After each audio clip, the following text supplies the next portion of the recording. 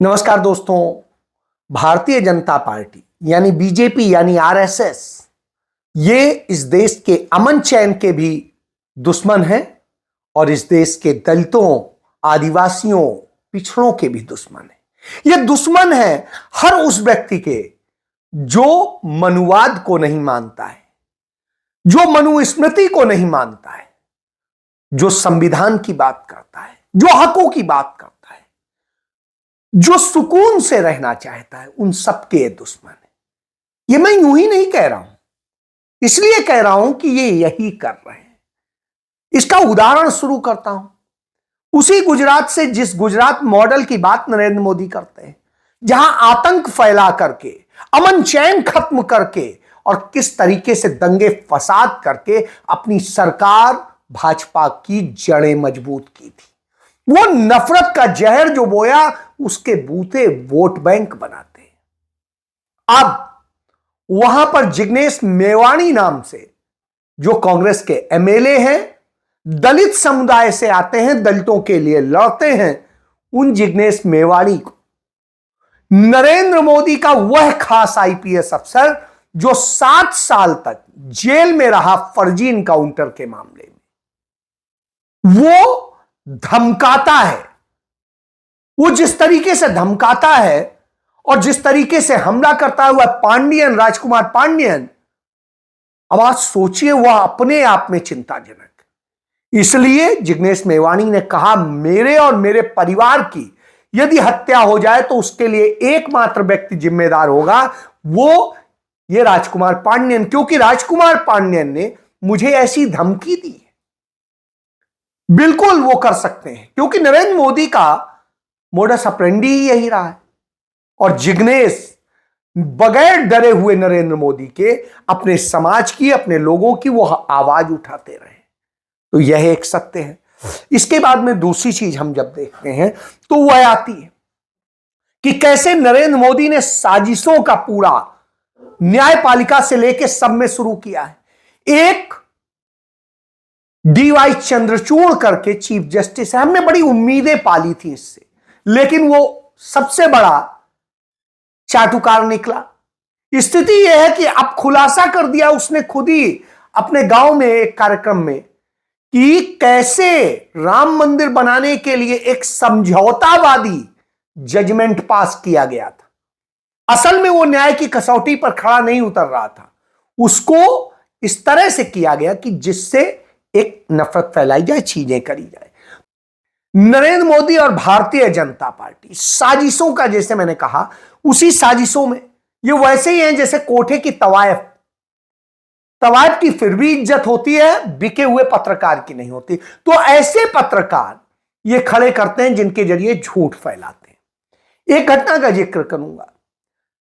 चित्रा त्रिपाठी है एक चैनल में, और वो उसमें झूठ फैलाती है, नफरत फैलाने के लिए झूठा एक आधा अधूरा कटा हुआ बयान जो है मनमोहन सिंह जी का, जो पूर्व प्रधानमंत्री थे, उनका दिखाती है कि कैसे वो मुस्लिमों, अल्पसंख्यकों को सब देना चाहते थे। तो यहां पर तो राहुल गांधी के पास एजेंडा सेट करने का या बड़ी लकीर खींचने का मौका है।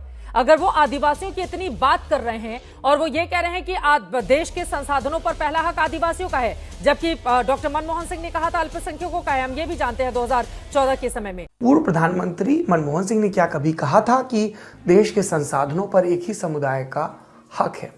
हमने तथ्य जांचे तो ये दावा गलत लगा। Our collective priorities are clear: agriculture, irrigation and water resources, health, education, critical investment in rural infrastructure, and the essential public investment needs of general infrastructure, along with programs for the uplift of scheduled castes, scheduled tribes, other backward classes, minorities, and women and children. The component plans for scheduled castes and scheduled tribes will need to be revitalized. We will have to devise innovative plans to ensure that minorities, particularly the Muslim minority, are empowered to share equitably in the fruits of development. They must have the first claim on our resources. जबकि सच्चाई ये थी कि वो उनके budget पर बात कर रहे थे और उसके लिए कैसे क्या किया जाए, कैसे पिछड़ों और वंचितों को दिया जाए, उसको लेकर के बात कर रहे थे। उसे गलत तरीके से प्रस्तुत करती, उसका फैक्ट चेक हो चुका है कई बार, उसको नहीं देखेगी, झूठ बोलेगी। तो यह स्थिति है, आप समझिए। अब बहराइच में एक सांप्रदायिक दंगा हुआ। वो दंगा किसने कराया, इस बात का खुलासा खुद वहां पर बीजेपी के विधायक सुरेश्वर सिंह ने कर दिया। उन्होंने कहा यह दंगा असल में भारतीय जनता पार्टी के नगर अध्यक्ष और उनके साथियों ने मिलकर किया है। और उनमें जो लोग हैं उनको आप नाम सुन लीजिए। नगर अध्यक्ष हैं अर्पित श्रीवास्तव, फिर अनुज रैकवार, फिर शुभम मिश्रा, फिर कुसुमेंद्र चौधरी, फिर मनीष शुक्ला, फिर पुंडरीक पांडे, फिर सुधांशु राणा। और इन सब ने जिस तरीके से साजिश करी, जिस तरीके से हमले कराए, सारी चीजें करी, इसको लेकर उन्होंने एफआईआर दर्ज कराई है। यानी जो मैं पहले बता रहा था कि किस तरीके से रामगोपाल मिश्रा को प्लांट किया गया, उसके जरिए एक आतंक और दूसरी घटनाओं का जाल बनाया गया, और उस जाल के जरिए कैसे मुस्लिम समुदाय के घरों में घुस करके हमला किया गया, उनके धार्मिक झंडे को तोड़ा गया, वहां भगवा फहराने का काम किया गया, और फिर गंदे गंदे नारे लगाए गए। जो किया गया उससे नफरत फैलाई गई। और इसके बाद में उसे कोई गोली मारता और जहां से गोली चलती वहां हिंदू पक्ष के लोग थे। यानी इस साजिश में कहीं ना कहीं इस दंगे को भड़काने में और ये करने में उनका हाथ था। क्योंकि हिंदू धर्म में तो कहीं पर भी, मैंने सारे ग्रंथ पढ़े, तो कहीं पर भी इस तरह की यात्राओं का, जुलूस का कोई प्रोविजन नहीं। लेकिन चलिए, निकलने लगा है तो कोई बात नहीं, लेकिन उसमें गालियां दी जाएंगी, दूसरे धर्म को वो किया जाएगा, लांछित किया जाएगा, उनके धार्मिक स्थलों पर पथराव किया जाएगा, घरों पर पथराव किया जाएगा, इसका कोई प्रोविजन नहीं है। आप इन चीजों से समझ सकते हैं क्या हो रहा है। फिर इसके बाद में साजिशों का जब दौर हो तो कैसे होता है। जम्मू कश्मीर को आतंकवाद की आग में झुलसा दिया है। पिछले 135 दिनों के अंदर जम्मू कश्मीर में घटनाएं हो चुकी हैं आतंकी, 3 दर्जन के करीब, और उसमें 2 दर्जन सैनिक मारे जा चुके हैं और 2 दर्जन से अधिक नागरिक मारे जा चुके हैं, सैकड़ों घायल हुए। इतनी सारी घटनाएं हुई हैं। और आज ही जो हुई है घटना, वो घटना हुई है वहां गंदरबल में, जहां से उमर अब्दुल्ला जीत करके आए। वहां पर जो सरकार है वो केंद्र शासित अब राज्य है। वहां पर पुलिस, सेना, दूसरे लॉ एंड ऑर्डर, क्राइम, सब कुछ नरेंद्र मोदी, अमित शाह के अंडर आता है। और ऐसी स्थिति में ये जो नफरत फैलाते हैं, जो काम करते हैं, उससे आप समझ लीजिए कि ये पूरी साजिश रचते हैं और उसी साजिश का यह हिस्सा है। और इस तरह की साजिश रच के जो ये घटनाएं अंजाम देते हैं, वो इस बात का सबूत है कि ये घटनाएं कौन कराता है। अभी एससीओ की मीटिंग में गए थे देश के विदेश मंत्री और कहा था कि हम आतंकवाद पे बात करेंगे, पाकिस्तान से ये करेंगे। लेकिन क्या बात करके आए कि वहां से बात करके आते ही यहां पर आतंकी घटनाएं होने लगी, ये सारा होने लगा। लगातार घटनाएं हो रही हैं, ऐतिहासिक रूप से हो रही, इतनी घटनाएं कभी नहीं हुई थी। ये तब स्थिति है जब 4 गुना लोग जो हैं लगा दिए गए हैं वहां पर, सेना के लोग वो लगा दिए गए हैं, 4 गुने पुलिस अफसर वो लगा दिए गए हैं, 4 गुने प्रशासनिक अफसर, जिनके जरिए कंट्रोल किया जाएगा। लेकिन स्थितियां पहले से ज्यादा बुरी हो गई। असमानता है, बेरोजगारी है, दूसरी और चीजें, जिस तरह के हालात है वो अपने आप में चिंताजनक है। इसलिए नरेंद्र मोदी सरकार साजिशों की सरकार। दिल्ली में भी यही स्थिति है, केंद्र शासित है, वहां पर भी पुलिस और सब कुछ उनके हाथ में है और वहां पर भी इस तरह से हमला होता है। वहां पर भी जो घटना हो रही है वो चिंताजनक है। और इसलिए यह आप समझ सकते हैं कि जो खेल किया जा रहा है वहां पर सीआरपीएफ कैंप के पास में, जिस तरीके से बम विस्फोट किया गया, सारी चीजें किसने की। हमने पुलवामा देखा, हमने पठानकोट देखा, हमने तमाम घटनाएं देखी, आज तक उन पे कुछ नहीं बता सके, एक भी चीज सामने नहीं आ सकी है।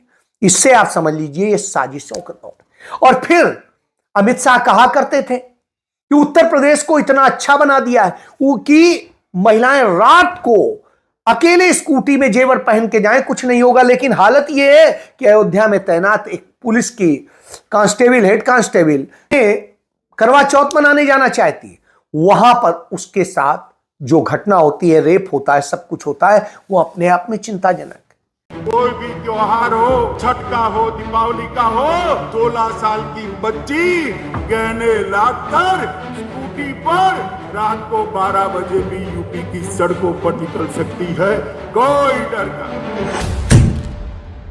गृह मंत्री जी, आपके ये हवाई दावे बहुत ही खोखले और झूठे हैं। जमीनी हालात इतने गंभीर हैं कि यूपी में महिला हेड कांस्टेबल का भी रेप कर दिया गया है। सच्चाई ये है कि आज उत्तर प्रदेश महिला अपराध में नंबर 1 है और भारत में हर 20 मिनट में एक महिला रेप की शिकार होती है। ये आंकड़े महिला सुरक्षा में मोदी सरकार की नाकामी बयां कर रहे हैं। साफ है, मोदी सरकार महिला सुरक्षा में पूरी तरह फेल हो चुकी है। इसके बाद में इसी तरीके की और घटनाएं होती हैं। एक से एक, न बच्चियां सुरक्षित है, न लोग सुरक्षित है, न घर सुरक्षित है, न शिक्षा सुरक्षित है। तो सुरक्षित कौन है? न विधायक सुरक्षित है, न सांसद सुरक्षित है। हमने देखा कि किस तरीके से बिश्नोई गैंग किस तरह से मार देता है बाबा सिद्दीकी को, और उसके कनेक्शन कैसे मिलते हैं, और किस तरीके से साजिश जो कनाडा में, अमेरिका में रची जाती है, उसमें भारत सरकार शामिल है, इस बात के सबूत मिल जाते हैं। तमाम शिकायतें होती हैं और हम जाके चाइना को कब्जा करा देते हैं 6000 वर्ग किलोमीटर जमीन, उसके गांव बसवा देते हैं लद्दाख में भी और अरुणाचल प्रदेश में भी, और उसके बाद में हम कहते हैं अब शांति हो गई, हमने उन्हें जमीन दे दी 6000 वर्ग किलोमीटर और बहुत कुछ कर दिया, लेकिन अब हम ये नहीं कर पा रहे। इससे आप समझ लीजिए कि क्या भारत बनाया है। हालत यह है कि रेप हो रहे हैं, रोज बच्चे बेरोजगारी और दूसरी चीजों दंश को झेल रहे हैं, उनका भविष्य सुरक्षित नहीं है, सीमाएं सुरक्षित नहीं है, चीन कब्जा कर रहा है, पाकिस्तान आंखें दिखा रहा है, बांग्लादेश आंखें दिखा रहा है, नेपाल आंखें दिखा रहा है और श्रीलंका आंखें दिखा रहा है। हालात ये हैं, अगल बगल हम न कहीं इसमें स्थिति है और न ही इसके बाहर। हमारे देश का कार, व्यवसाय, सब कुछ, उद्योग सब बर्बाद है, महंगाई, बेरोजगारी चरम पर है, भुखमरी से देश मर रहा है, पूरी दुनिया में हम बेइज्जत हो रहे हैं, और उसके बाद हम कहते हैं कि हमने यह देश बनाया। असल में आपने देश बर्बाद किया है। इसीलिए राहुल गांधी कहते हैं मन संहिता से नहीं चलेगा, इसके लिए जरूरत है संविधान के मुताबिक, देश के लोकहित के मुताबिक काम करने की, और वह जरूरत है। जब तक हम इस पर गंभीरता से नहीं सोचेंगे तो इसी तरह होता रहेगा। भाजपा के लोग क्या करते हैं?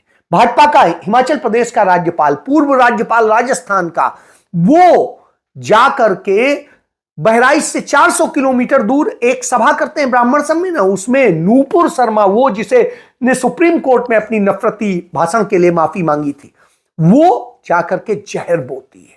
सड़कों पे 35 गोलियां, नखून उखाड़ दिए, पेट फाड़ दिया, आंख निकाल ली। क्यों? दोबारा पूछूंगी, क्या झंडा हटाने के लिए हमारे देश का कानून किसी की निर्मम हत्या करने की अनुमति देता है क्या? ये बहुत आम बात हो रही है। अपने से आगे सोचना पड़ेगा। देश के बारे में सोचिए, पहला। सनातन समाज के बारे में सोचिए, दूसरा। बहुत लोग घूमते फिर रहे गलियों में कहते हुए कि सनातन को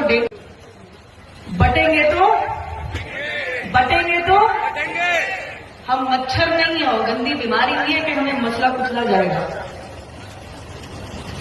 और तीसरा, अपने समाज में एक दूसरे के लिए, आप जो साथ में बैठे हैं, अपने आस पड़ोस में बैठे हैं, कभी शांति से मैं इस महानुभाव के लिए, मैं इस भाई या इस बहन के लिए क्या कर सकता हूं, पहले ये सोचना शुरू कर दीजिए।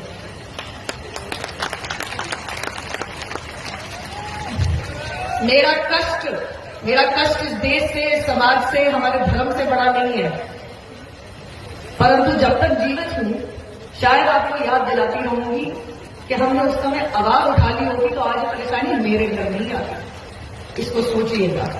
वहां पर वो लोग भी उपस्थित होते हैं, वो भी जहर बोलते हैं, 100% झूठ बोलते हैं, लेकिन सरकार उन पे कार्रवाई नहीं करती, पुलिस उन पे कार्रवाई नहीं करती। सारा सच यूपी पुलिस ही खुद बता चुकी है, उनका स्वास्थ्य विभाग बता चुका है, बावजूद सच नहीं आता है। इससे आप समझिए कि क्या हालात बनाए हैं। कुछ आदमी गद्दारी कही गए ने पूरा महाराष्ट्र खत्म हो जाता, इस वाले टाइम दी ना 2 घंटा का। दैनिक भास्कर के हिडन कैमरे पर यह कबूलनामा बहराइच हिंसा में शामिल 2 उपद्रवियों का है। क्या ये हिंसा पहले से प्लान्ड थी? इस सवाल का जवाब जानने के लिए दैनिक भास्कर ने इन्वेस्टिगेशन की, जिसमें 3 किरदार सामने आए। पहला उपद्रवी, दूसरा पुलिस अफसर और तीसरा वो थाना प्रभारी जिस पर कार्रवाई हुई। हिंसा से जुड़े उपद्रवियों ने कहा पुलिस ने सिर्फ 2 घंटे की छूट दी, अगर वो गद्दारी नहीं करते तो पूरा महाराजगंज जला देते। लोग जनता पूरी पागल हो गई कि अब एक बार मुसलमानों को गिरा देना है, क्या समझो। ये एजेंसी जल गई, गाड़ियाँ जल गई, कई दुकानें जल गई, तो कई बंदे थे। अब कोई हम जरूरी थोड़ी ना हम ही फूकेंगे, जिसका नंबर आ गया है वही फूक देगा। तो सारे पुलिस वाले हट भी गए, सारे हरदी थाने के थे जो हमारे क्षेत्र के, ये वहाँ मौजूद थे। अच्छा, मूर्ति में, ठीक। इन लोगों ने गद्दारी की वहाँ, ये सारे सस्पेंड हो गए हैं, दूसरे आएंगे। इन्वेस्टिगेशन का दूसरा किरदार हरदी थाने में पूर्व में तैनात रहा एक पुलिसकर्मी है, जिसने कहा यहाँ विधायक का रुतबा इतना है कि बिना उसकी इजाजत के पत्ता भी नहीं हिलता। पुलिस को इतना ज्यादा पुलिस दबाव में है इस समय कि वो निष्पक्ष कार्रवाई नहीं कर पा रही। इसलिए सोचने की जरूरत है आपको कि आप अपने बच्चों का, अपना भविष्य कहां पर डाल रहे हैं। तो अब सोचिए, समझिए, नहीं तो आपकी जिंदगी तो बर्बाद है ही। जय